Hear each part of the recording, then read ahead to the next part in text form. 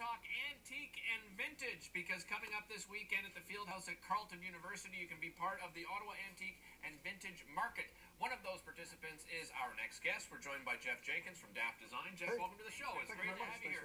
And you do something really unique. Obviously, you love old radios. How did you fall in love with I just like the old style of them, the look of them, the classic look. You know, it's something different. It's not so big box store these days. So exactly. Plus, everybody remembers one of these in their family or grandparents' house. Yeah, the big box radio. You sit there aimlessly listening for the next static, stages. And then you had the old one, remember, with the turntable up top, and it was hidden underneath. Yeah. But so where do you find these radios? Anywhere I possibly can, because it's kind of hard these days. These things are getting old, and then the collectors keep them. But antique stores, flea markets, Kijiji. If anybody has them out there, I'll take them. You know. So if a viewer's watching now and they have one, that you'd be interested in? Yeah, I could take it. Or if they want it refurbished, they want to use it again. It was a family heirloom or something. I can update it into the 21st century. What does that updating consist of? So how to rebuild the inside and make it today? Yeah, I completely got them. First off, I got them, and then I put the front back on so they get the classic look. Right. And then I built a speaker box inside, a custom speaker box for each one. It's how they build professional speakers nowadays. And I put a new amp and Bluetooth in them. So they're completely wireless.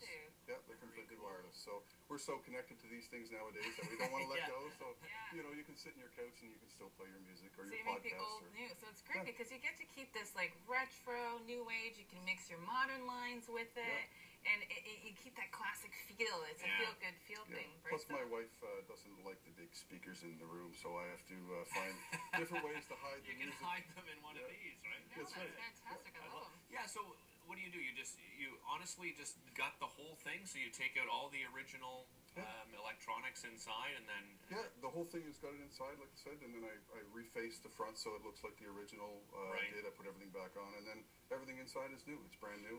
Wow. The tubes are hard to find, and they don't give the sound. So I got a modern sound in the vintage look. Would you even do, like, I know growing up at home, we used to have one of those big floor displays, like those big ones. Do you do those as well? It doesn't matter. I haven't done one yet, but I can do it. It doesn't matter. There's a challenge for somebody out there. Let's do it. Somebody get them another one. Yeah, I can do that. I can even hide them in a bar, like if you want one of these or a box or something like that. Whatever, I can hide it in whatever you want. So what eras are some of these from? They go anywhere from like the 30s, 40s. Okay. Then you're getting into the 50s with the Bakelite and stuff like that. Yeah, no kidding. Yeah, and then it comes into the 60s or over here with these two.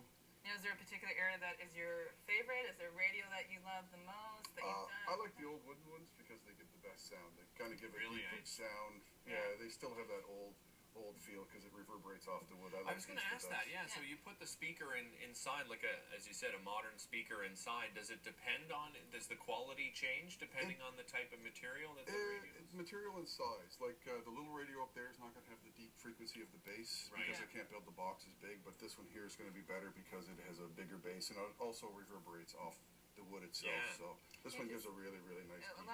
A lot of people may not know that, but wood actually absorbs the sound in times, but it also gives off a better, like you said, a reverberation, where the plastic's more of like a bang kind of thing. Kind of a tinny thing. So and I find that people really, when we think antique and vintage, I think we always think of our grandmother or our parents as they get older, but I think, the younger generation is starting to see how cool vintage and antique can really be. It is, and also they want something that's not going to go to the recycling or the dump after 2 or 3 years. They want to keep that stuff, and it seems like they're buying like heirloom materials to keep So that's another good thing. Yeah, you're keeping them out of the landfill, so you're definitely giving back to the environment. So it's a win-win. It's a very chic, retro, today hip kind of thing to do, and I love that you're ahead of the market on this. That's fantastic. At any given time, Jeff, how many do you have available? For the show, I'm ramping up to about 20, 25 of them for the show, but anytime I have them on 5, 6 on hand, or I'm also always getting them. Right. Whenever we go antiquing, my wife and I like to go antiquing everywhere, so I pretty much soaked up the Ottawa area, so I'm going to expand this summer. You have such a reach out. Now, the price point of these, how do they work? What do they mark at? For the show, they're all $350. Putting them all at $350, taxes included, I'll pay the tax. But they range anywhere from $300 to $450, nice. Depending on how much I have to pay, and then building it. So all of them have the same components, so that's kind of standard. Yeah. Oh, okay. But it's the case and everything else. Yeah, but it's the quality too. So you're bringing back something from history and you get it put to today. So that quality is there. So it's worth it. Well, in the restoration, I'm sure some are easier and some are more some are easier, some are difficult. I try to leave the outsides alone because of this patina look. Everybody's like, that's it got there after years. We don't want to ruin it, so it's got that patina look. And plus, I put the energy on the sound of it. I really concentrated on getting a really good, rich sound. Because we're going to have this in your home, we want you to enjoy it. Yeah, no kidding. Yeah. Where do you sell out of home, or do you I have an online store, daffdesign.ca. It also links to my Etsy store. I have a big market in the United States. Lots of them shipped to the United States. But that's the two main. And then I'm doing shows like the Ottawa Antique and Vintage Market. Nice. And you're based here in Ottawa? Yes, I am. Very cool. Excellent.